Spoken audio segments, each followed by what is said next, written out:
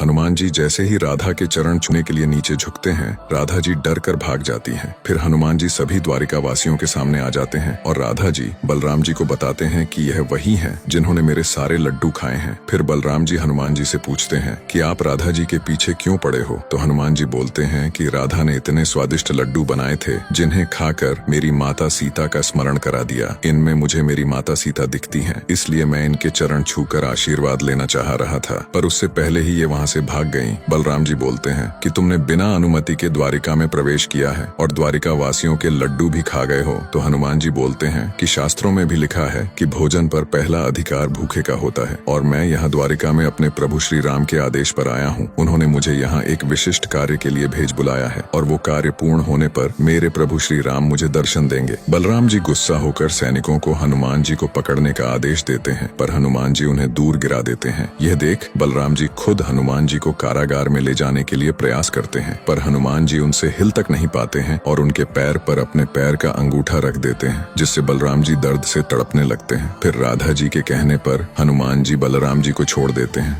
हनुमान जी को जब बलराम जी के नाम का पता लगता है तो भावुक हो जाते हैं और बोलते हैं कि आपने पहले क्यों नहीं बताया। जिनके नाम में ही राम का नाम छुपा हो उसको मैं भला कैसे कष्ट दे सकता हूँ। और बलराम जी से क्षमा मांग कर वहाँ से चले जाते हैं। अगले दिन सुबह शिव मंदिर में श्री कृष्ण को देखकर हनुमान जी आश्चर्यचकित हो जाते हैं, क्योंकि उन्होंने द्वारिका में सिर्फ श्री कृष्ण के भक्त देखे थे। महादेव की पूजा कर रहे श्री कृष्ण को देखकर हनुमान जी बोलते हैं कि आप कौन हो। आपके मुख का तेज देखकर लगता है कि आप कोई महापुरुष हो। फिर मुस्कुराकर श्री कृष्ण हनुमान जी से उनका नाम पूछते हैं, तो हनुमान जी बोलते हैं कि श्रीमान मेरे नाम का कोई महत्व नहीं है, महत्व तो मेरे प्रभु श्री राम के नाम का है। मैं उन्हीं के भक्त के नाम से जाना जाता हूँ। श्री कृष्ण बोलते हैं कि भक्ति ऐसी ही होनी चाहिए जिसे संसार आपको पहचाने। फिर हनुमान जी वहाँ से चले जाते हैं। फिर उनके सामने सांप आता है। वह हनुमान जी को प्रणाम करके हनुमान जी से उनके जैसा बलशाली बनने का बोलता है। तो हनुमान जी बोलते हैं कि यह सब राम नाम की महिमा है, मैं तुम्हारी अवश्य सहायता करूंगा, पर उसके लिए तुम्हें सभी द्वारिका वासियों को एकत्रित करना होगा। सांब सभी द्वारिका वासियों को एकत्रित कर लेता है। फिर हनुमान जी श्री राधा जी से बोलते हैं कि राधा, आपने इस संसार का सबसे बड़ा भक्त होने का जो दावा किया था उसे वापस ले लें, क्योंकि इस संसार ही नहीं बल्कि पूरे ब्रह्मांड में सबसे बड़ा भक्त हनुमान है, अपने प्रभु श्री राम का। तो राधा जी बोलती है कि हनुमान जी, मैं आपकी भक्ति नहीं जानती और ना ही आप मेरी भक्ति जानते हो। आप यही द्वारिका में रहो और सिद्ध करो कि इस दुनिया के सबसे बड़े भक्त आप हो। इस चुनौती को स्वीकार करो। हनुमान जी चुनौती को स्वीकार कर लेते हैं और बोलते हैं कि इसका निर्णय कौन करेगा। तो बलराम जी बोलते हैं कि मैं राधा के पक्ष में ही रहूंगा, इसलिए मुझे निर्णायक की भूमिका नहीं निभानी। फिर लक्ष्मणा बोलती है कि सांब निर्णायक की भूमिका निभा सकते हैं। इनका झुकाव न राधा के प्रति है और न ही हनुमान जी के प्रति।